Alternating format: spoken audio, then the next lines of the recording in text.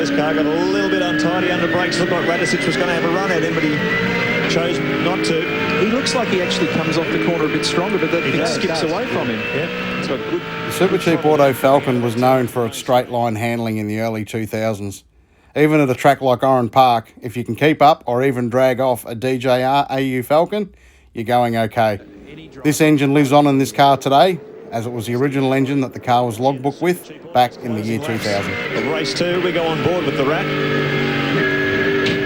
Stephen Ellery.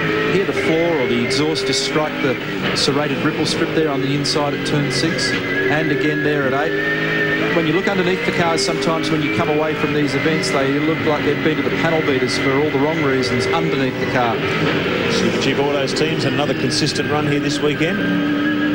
Just inside the top 10, but looks like Radicic has got, I'm going to say, looks like a little bit more corner exit speed there coming out of that turn, but it wasn't enough. Ellery's holding him in a straight line. These two drove together a couple of years ago, didn't they? Yeah. 1999.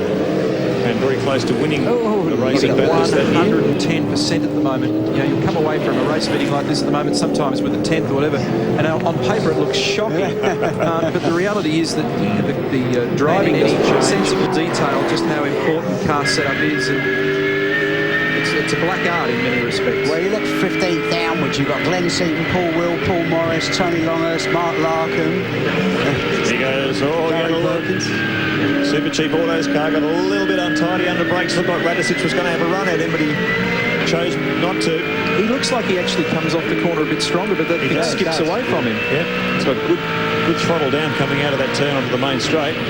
This is so realistic. I've got the feet going. Well, you will have soon, not long now.